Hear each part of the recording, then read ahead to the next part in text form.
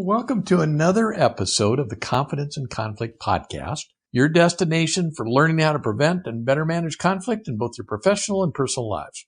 Well, I finally got my flu shot last week. As you may know, my first degree was in pharmacy, and I practiced as a hospital pharmacist for several years before going back to business school. So, as you might expect, I get my flu shot every year. Well, however, I just saw in the news yesterday, it's in the news, Fox News, that this year's flu shot is only 29% effective. So you'd think, why waste your time? Well, that doesn't mean at all that you shouldn't get it. This is a big deal, very important. Everybody should get their flu shot.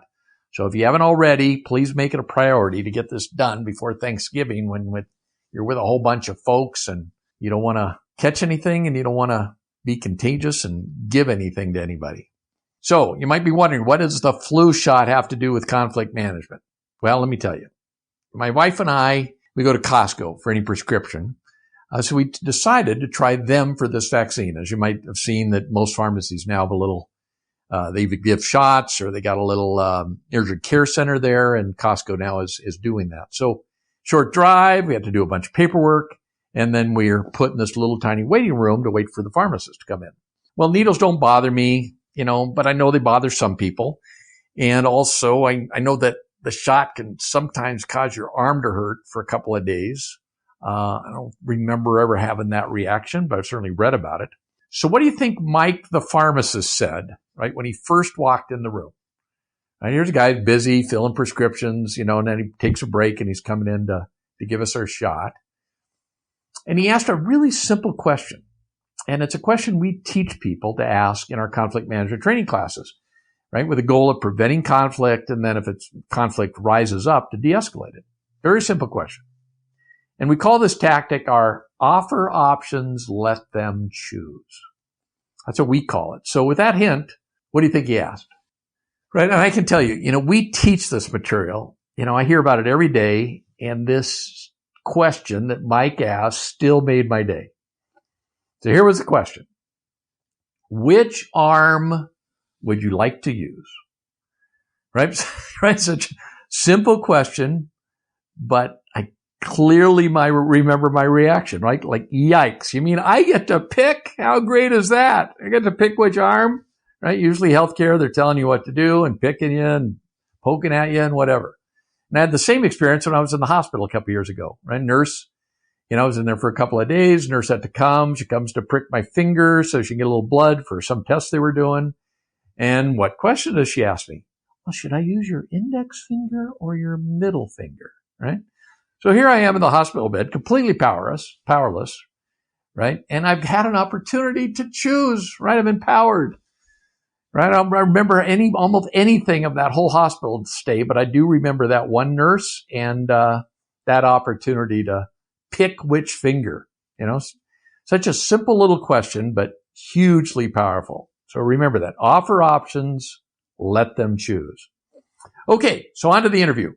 My guest today is Dave Young. He's one of the founders of Vistelar. I met Dave back in 2009, but he's been working with Gary Klugowitz, another one of our founders, since 1992. As a U.S. Marine, been working in law enforcement almost his entire career. And just a couple of cool things. He hosted and performed all the stunts in a little mini series titled Crash Test Human.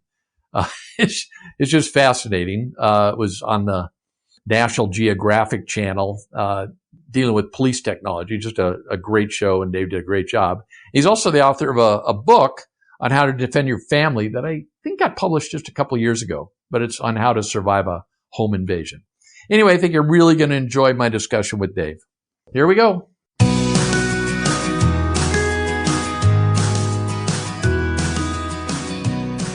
Okay, we're here with Dave Young, one of the co-founders of Vistelar. And Dave, you're just telling me about being out in Colorado Springs. Tell me a bit more about that. Al, it was an amazing event. There was a little under 1,000 participants, if you can imagine that, from ages from 4 to 80. There was actually a couple there that were in their 90s that were performing, and it's a martial arts competition. It's called the U.S. Open, or Hamadan, as it's referred to. And they had 7 countries represented there: Trinidad, Germany, Australia, just from all over. I got to meet martial arts school owners, parents, families, students, martial arts practitioners from pretty much all over the country.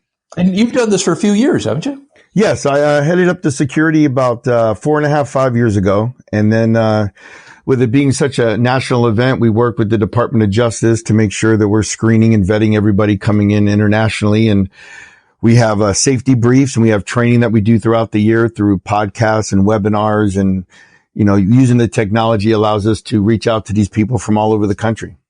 Very, very cool. Yeah, so that's every summer. So if anybody's a martial artist and they want to see some great stuff, it's called Hamadong, right, Dave? And it's annual, right, every year, and it's in that Colorado Springs area. Yes, they have it in Colorado Springs because Grandmaster Sang Lee was the first U.S. Taekwondo coach, and that's where his schools are based out of. So it's very cool. Pretty historical for the martial artists to come in and they get a tour of Colorado Springs, the Olympic Training Center, and great weather. So it was a great event all the way around. Cool. Okay, so tell me about what's the story we're going to talk about today to deal with conflict? Well, I hear this from a lot of different people. Can conflict compromise your safety? That's one of the first questions I ask. And people tiptoe around it. Some say yes immediately. Others say no just as fast. And then there's a lot of people that teeter in the middle. So I normally like to share this story with them so they can understand where I'm coming from. Because, conflict, if not handled correctly, either plants a really bad seed, which can inspire violence, as you see across the country, or it can inspire cooperation and can actually sometimes conflict certain levels like good and bad cholesterol can improve a relationship. In the early. Well, I love it. A little interruption here is that this whole thing of conflict, as you know, you and I talk about conflict all the time, and it's just one of those words we talk about because that's what we do for our job. But it's really, it's something that doesn't get discussed a lot. I found that when you ask people about conflict, it's something they just haven't thought about. And once you talk to them a bit, they go, wow, yeah. I mean, conflict can actually, be something that just gets kind of is okay. And it's just the way people interact with each other, but also can turn into a pretty big mess. Well, I think a lot of people out, they just don't understand the definition of conflict. They think if someone disagrees with them, that you have a conflict situation, and disagreement by itself is not conflict. Someone can disagree with you. You can work through it as long as both people remain rational. Sometimes tone of voices vary, but the definition of conflict is a gray area because it's based on how you perceive the other person's words. And like I said before, some conflict can be very good. It helps organizations grow, challenge what they were doing in the past that might not have had the results they needed, and it can improve relationships as well. So it's good and bad. Yep. Well, you're going to share a bad one. So go ahead and tell your story. Well, I was born in Brooklyn, New York. And when I was 6, my dad left pretty much shortly after I was born. And my mom moved us to Hialeah, Florida, where I grew up.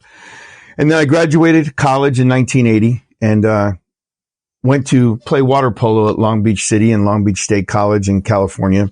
I took a job at 18 years old, working as a shoplifting agent and save on drugs. And I guess it was either because of the neighborhood I grew up in, what I was used to, my ability to physically handle myself as well as verbally, I was put and assigned to work in Inglewood, Watts, and Compton, California. There we go. And, those areas are just as bad, if not worse now than they were then.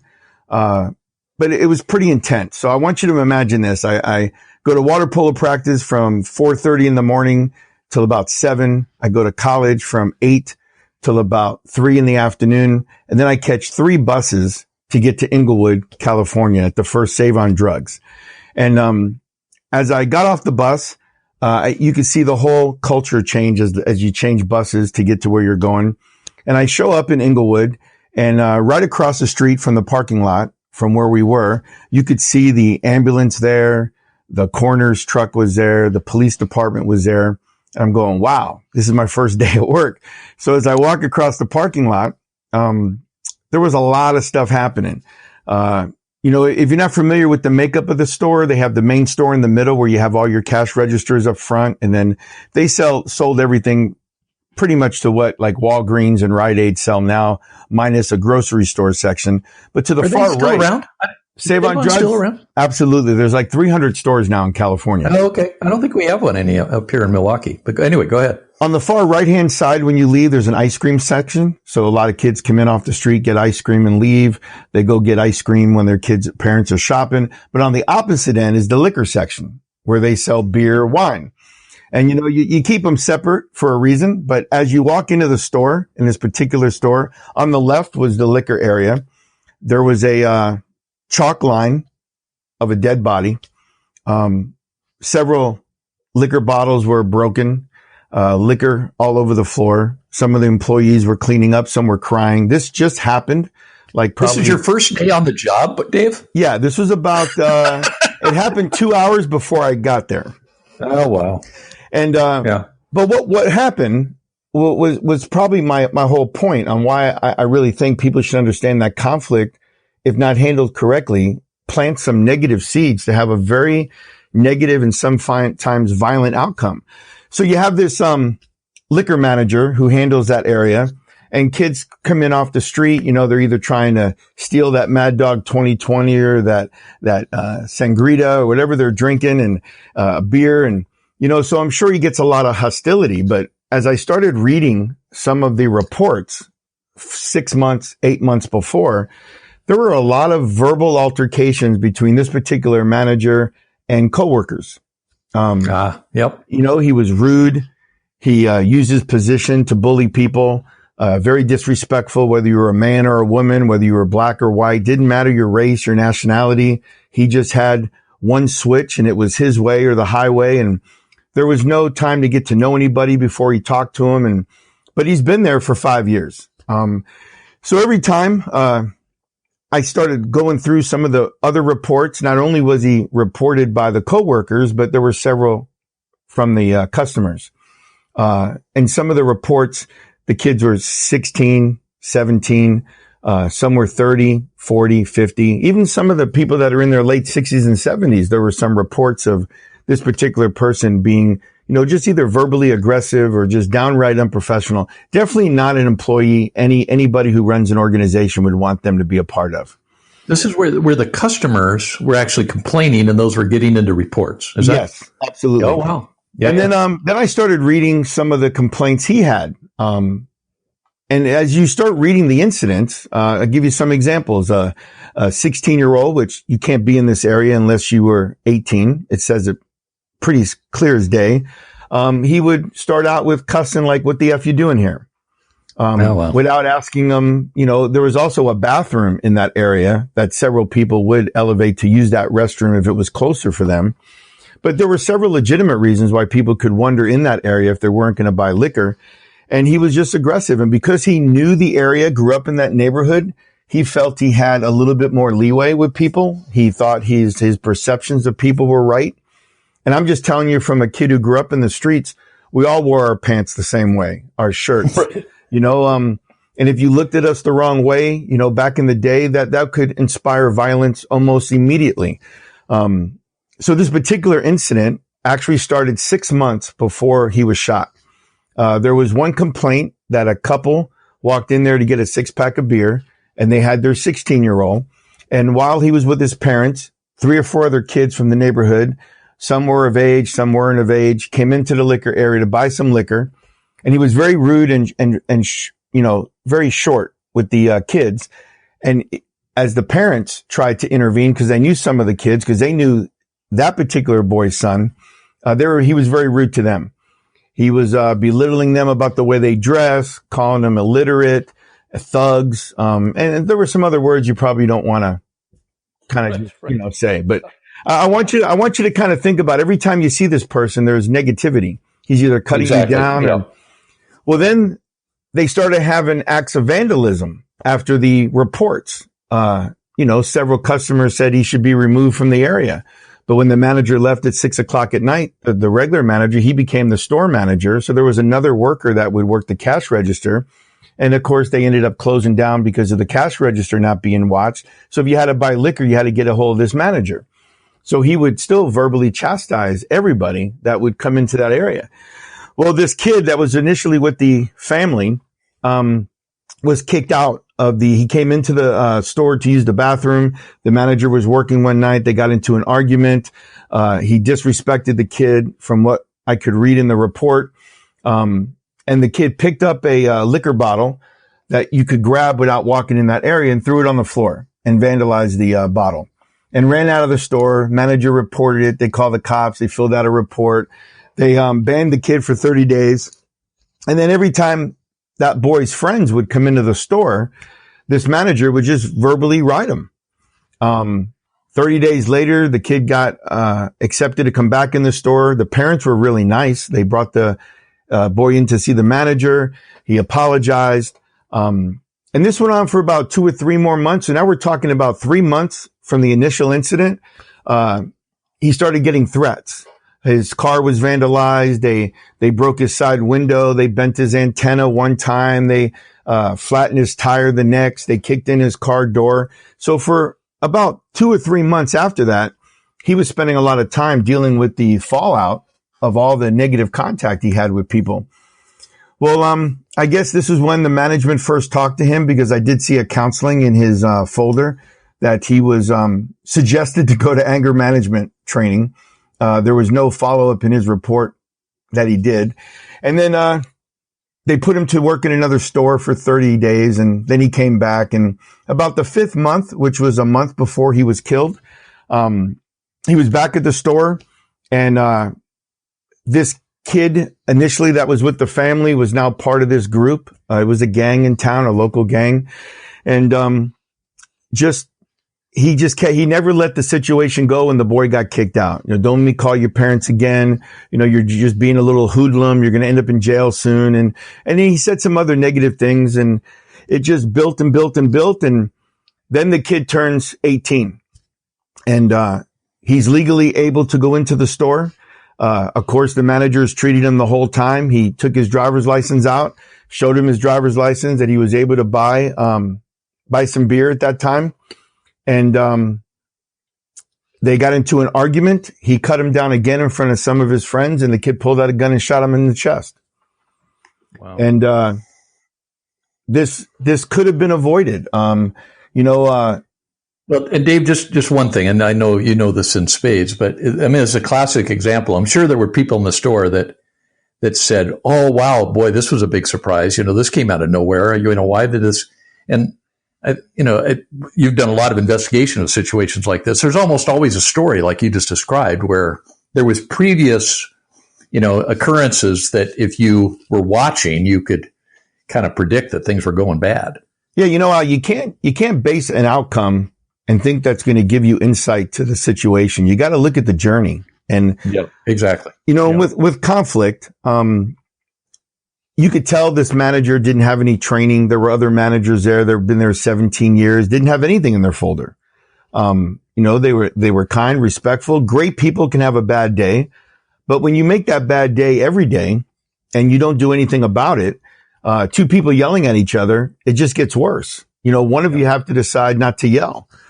So, there was a lot of things that could have been done differently. And when I went back, I had to provide. So how many years? Obviously, a bunch of years ago. So over the years, you've learned a bunch of stuff. So, through training and trial and error, looking back at that, what do you think could have been done differently? Well, I think it starts out with understanding the boundaries you have to set within an organization, how people are supposed to act. Setting that social contract, as we always say in our training, is what kind of an agreement can we have that we're all going to treat each other with dignity, show them respect? What does that mean to you? But you can't let your rank be how you act. Being a former Marine, we've always said your rank determines your pay grade. It should not determine your attitude. And I think you have to kind of look at your situation and treat everybody uniquely, but the same, but kind of different, because some people need that extra bit of hello. Some people need an extra 15 seconds. Other people you can talk to right away. And every situation is kind of different. So at one level, there's clearly a leadership issue here where the leadership or the management of the store should have seen this much earlier and then and then said, hey, here there's a certain way we treat customers around here, and that's not it. And we got to change our approach. People seem to think that if you ignore conflict, it grows away. And what it actually does, it builds to be bigger. And so you have to address it early on. There's nothing wrong with, like for me, myself, when I started working there, I would go up and say, good morning. My name is Dave Young. I'm the security agent staff here for Save on Drugs. The reason why I'm talking to you is you walked in a secure area. Are you a new employee here? Being able to tell a person who you are. We always talk about answering the 4 great American questions. Every time you just start talking to someone in their mind, they're saying, who are you? And if they don't like you, it's going to be, who the hell are you? They want to know, who do you represent? Why are you talking to them? What's in it for me? Why should I listen to what it is you're saying? And a lot of people trigger by tone of voice, and all this stuff has to be practiced. We always refer to, using a greeting that is acceptable no matter where you are. And before you even start this greeting, people are going to be looking at you from a distance.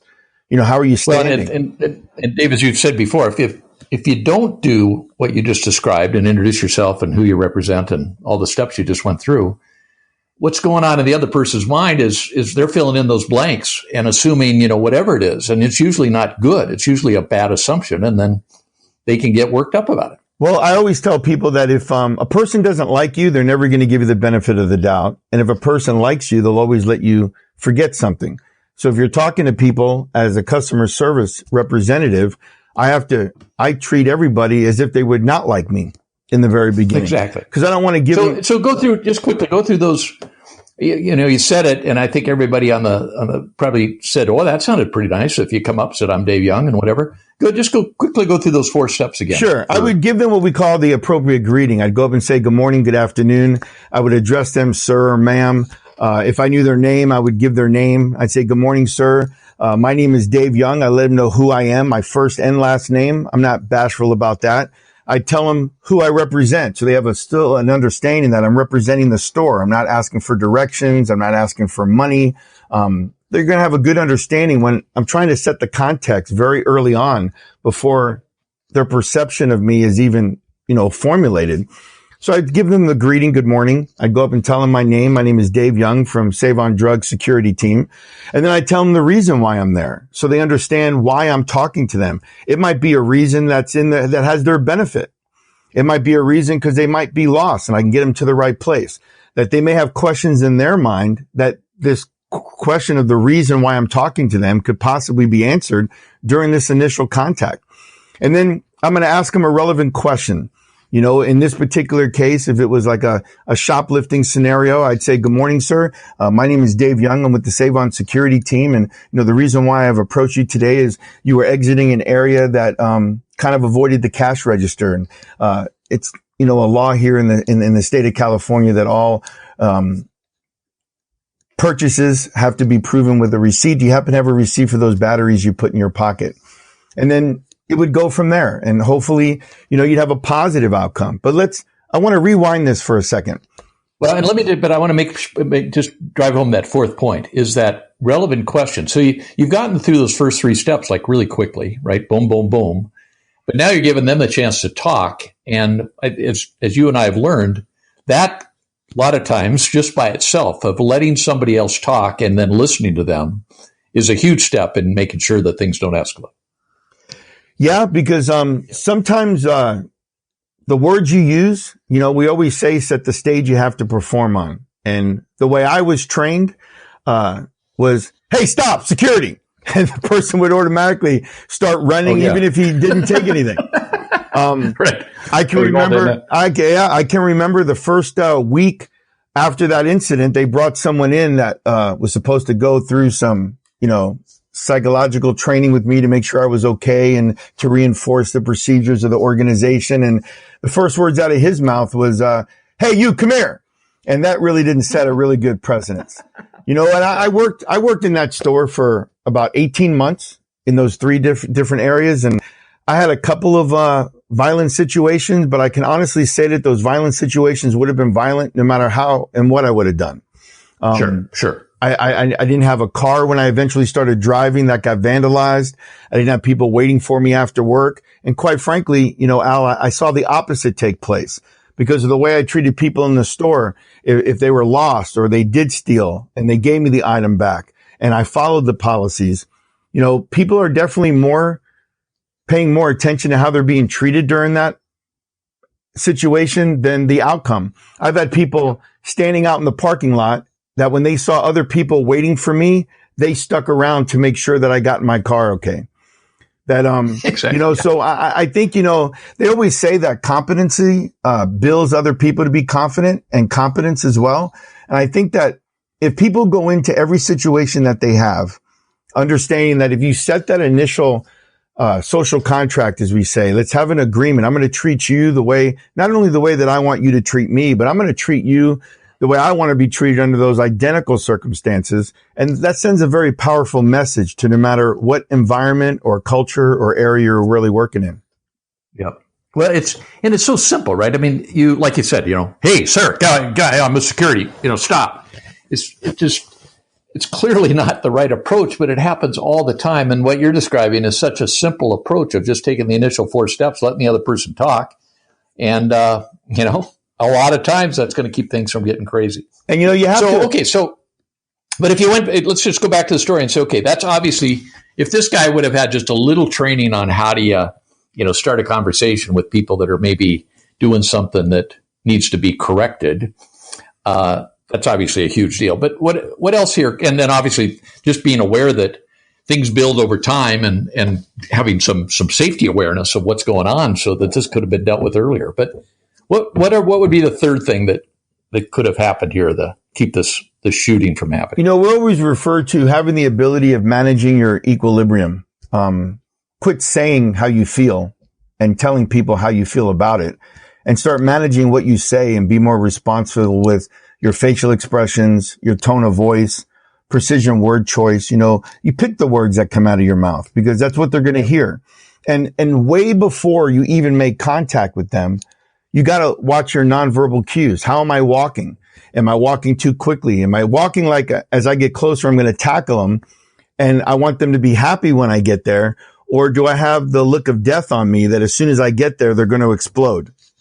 Just listening to your story, Dave, I mean, it's clear that you can at least for me, I can picture in my mind, because we've all dealt with people like this, what this guy, before he ever opened his mouth, what he looked like. And people probably got upset, when the guy was 15 feet away. Well, even in the store, even in some of the store pictures I saw of him, he never smiled.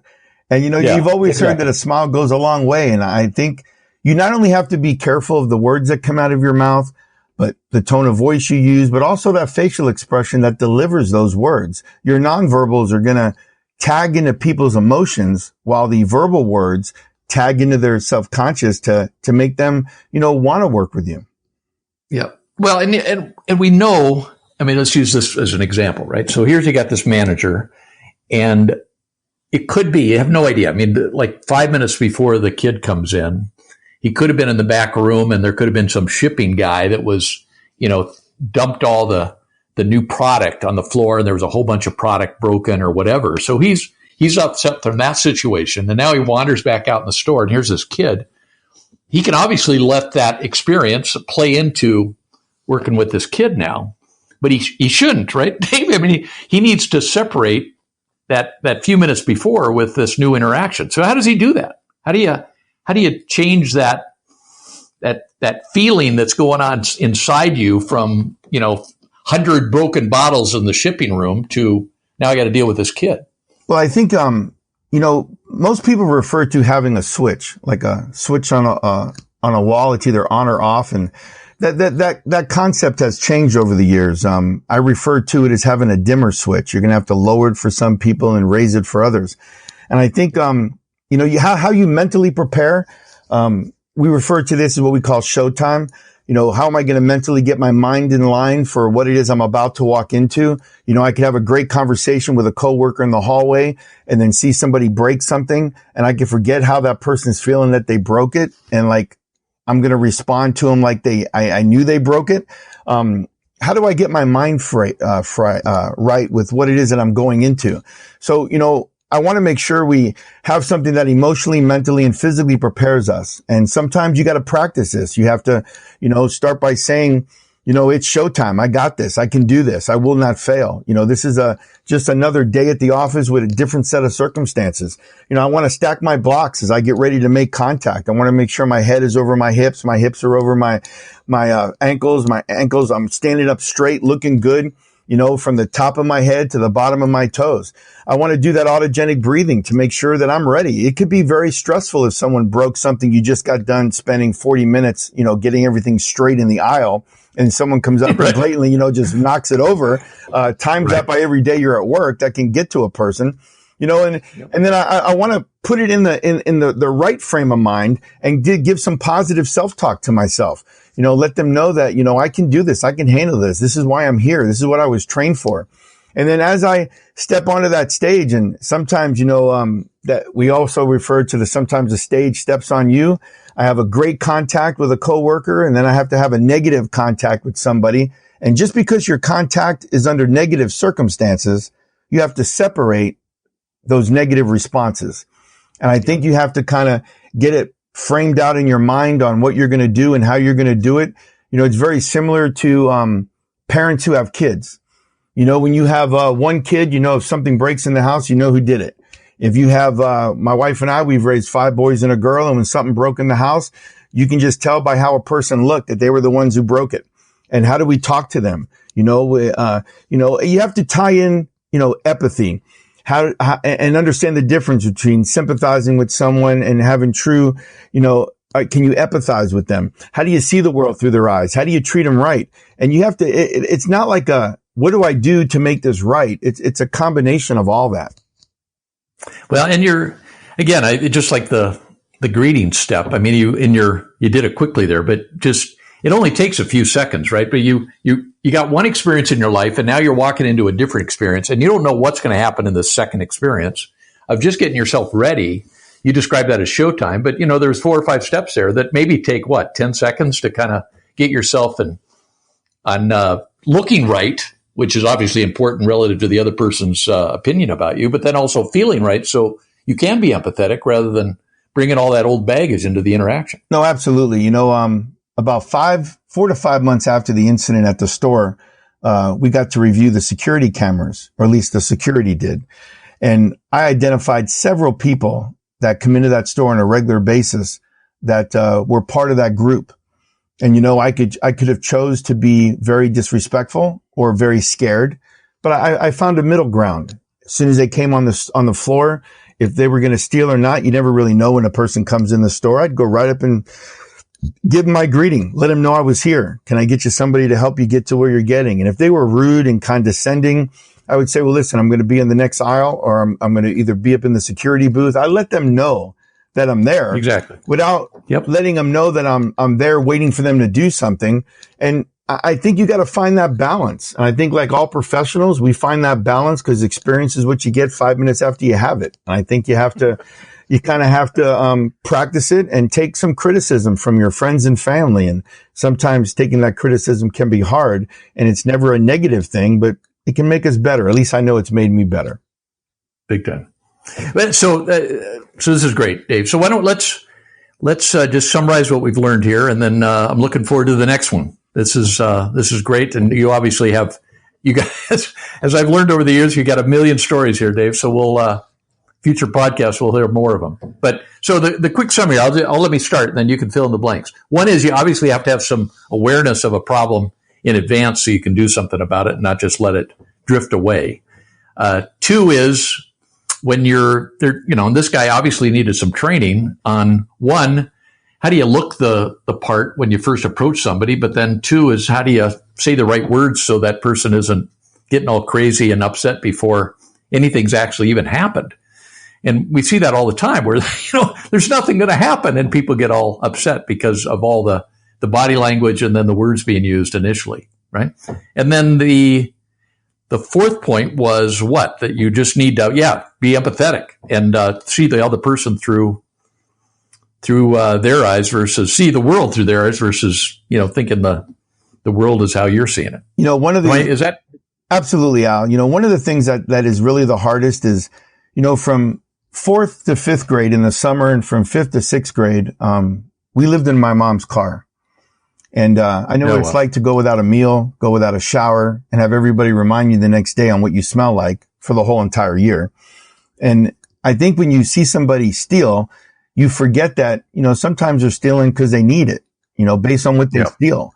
Someone who steals food, they're stealing it because they're hungry, not because they got nothing else better to do and they wanted to come make your life miserable.